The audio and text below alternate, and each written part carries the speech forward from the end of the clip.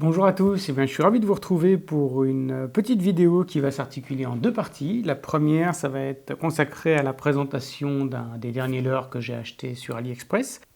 Et la deuxième, ça va être la présentation d'une petite surprise, un vieux bouquin que j'ai déniché en occasion et qui traite de la pêche au lancer léger. Je voulais absolument vous montrer ça parce que moi, ça m'a enthousiasmé. Alors, on commence tout de suite avec la présentation du leurre. Donc, il s'agit d'une cuillère ondulante. Si vous fréquentez les sites de vente français, vous l'aurez sans doute vu parce qu'elle est aussi vendue en France. Donc, elle est proposée dans un petit packaging comme ça. La marque, c'est Yakuma et non pas Vacuma, comme on a l'impression de lire sur l'étiquette. Ils ont bien un site internet, malheureusement, lorsqu'on tente de s'y rendre, le site est mort.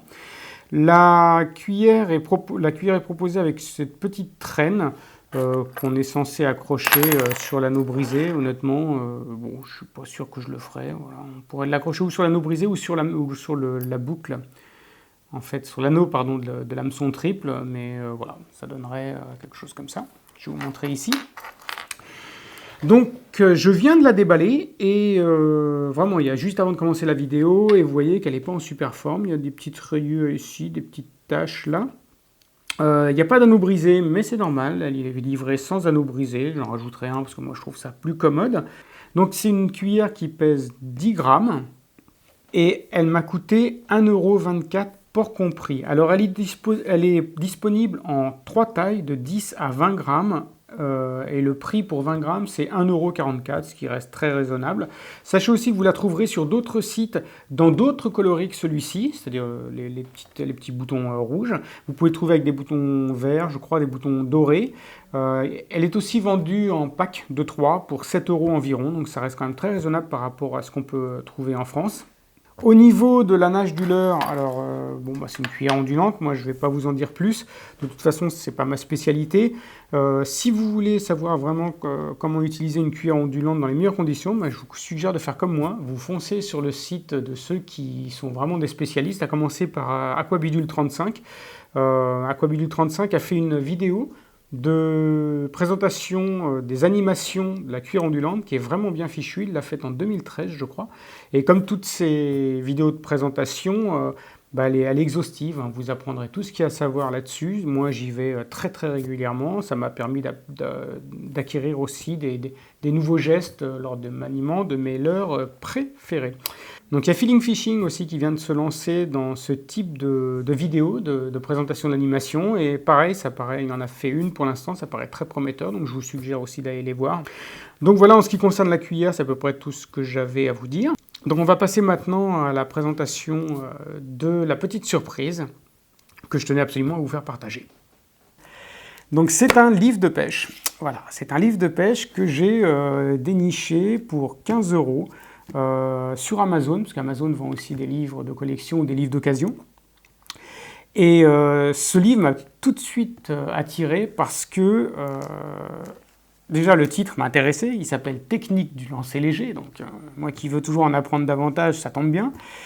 Et c'est un livre qui date de 1942, donc il a été édité durant la guerre, en zone libre, puisque la zone libre a perduré jusqu'en novembre 1942. Donc il a été édité à Toulouse. Alors c'est un livre qui a été écrit par Louis Carrère, préfacé par S. Massé. Alors en général, quand il y a une préface, c'est quelqu'un de connu. je n'ai pas trouvé qui était S. Massé. Si quelqu'un peut m'en dire plus à son propos, ça m'intéresserait à titre personnel.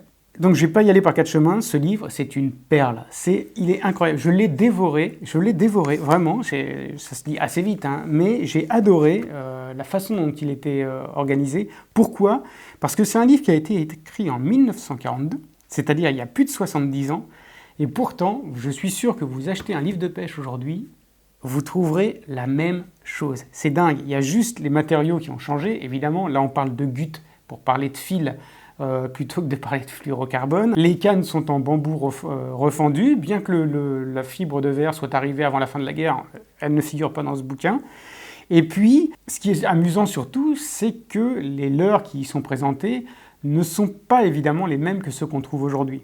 Mais ce qui est encore plus drôle, c'est que les leurres qu'on considère aujourd'hui comme des sauve-bredouilles étaient à l'époque les leurres les plus utilisées. Et au contraire, les leurres qu'on privilégie aujourd'hui étaient considérées à l'époque comme des sauve-bredouilles. Je vous présente juste le sommaire. Donc on a d'abord le matériel, avec le principe du lancer léger, tambour fixe rustique, etc. Tambour fixe perfectionné. Ensuite les leurres, ça va des cuillères jusqu'aux cuillères mouches, les dévons, les cuillères mixtes, etc. Et les leurres vivants.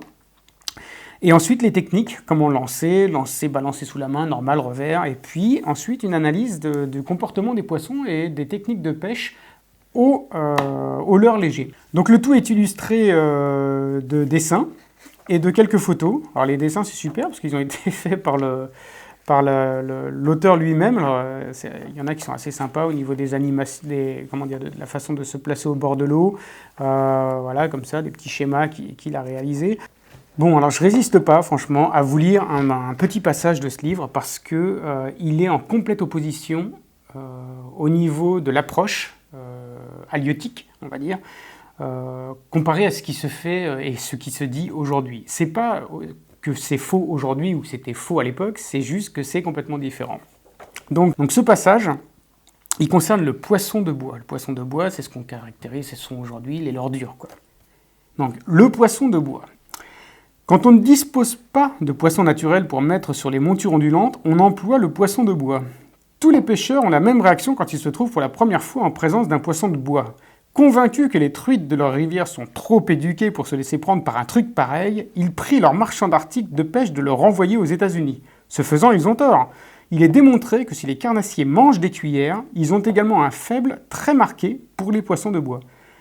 Il faut de tout, certes, dans une boîte de pêcheurs. Les dévons, cuillères, montures à poissons doivent toujours avoir la majorité absolue. Mais il faut encore des poissons de bois. Tant que vous n'êtes pas passé maître dans l'art de vous en servir, vous les considérez comme l'heure du désespoir dans votre collection. Quand au cours d'une partie de pêche, vous vous serez dit 20 fois qu'il n'y a rien à faire et que votre camarade aura lui aussi travaillé une bredouille, montez un poisson de bois. Il vous arrivera un beau jour, peut-être le premier jour, de faire un panier de brochets, perche truite ou black bass, tandis que votre copain continuera à s'acharner sur la bredouille jusqu'à ce qu'il ait enfin compris. Je me souviens de m'être entêté un jour sur une cuillère plombée sous la palette. La veille, j'avais bien réussi. J'attendais donc leur hache avec une confiance inébranlable. Nous étions avec Maurice Laurent sur la Nive, à Bidaret, dans les beaux courants qui longent la voie ferrée. Laurence me suppliait d'oublier mon triomphe de la veille. De mon côté, je l'adjurais de remettre dans la boîte à l'heure le poisson de bois qui pendait à son gut. 3 heures après, Laurence ne pouvait plus porter son panier plein à craquer tandis que j'avais pris 3 poissons. Je n'étais pas fâché de ce qui m'était arrivé. La leçon avait été sévère et je devais vous en faire profiter. Il ne faut jamais discuter des goûts et des couleurs avec les poissons. Ils ont le droit de choisir le leurre du jour dans votre boîte. Pour accepter un leurre qui ne lui plaît pas, il faut que le poisson soit fou ou affamé. Mais si vous attendez le jour où il attaque n'importe quoi, vous risquez d'aller pendant des mois au bord de l'eau sans le convaincre que le leurre que vous avez choisi est meilleur que celui qu'il préfère. Vous aurez beau répéter que la façon de donner vaut mieux que ce qu'on donne, vous ferez une belle bredouille si vous ne donnez pas au poisson ce qu'il veut en ajoutant par surcroît une bonne façon de le lui donner. Et ben voilà, tout le bouquin est comme ça. Et comme je vous dis, j'ai appris des choses. Donc voilà, un bouquin très très sympa. Si vous êtes sage et que ça vous intéresse, je vous lirai un autre passage la prochaine fois. Voilà, et bien écoutez, merci beaucoup d'avoir suivi cette nouvelle vidéo qui était donc dédiée à la présentation de cette cuillère ondulante et de ce livre formidable.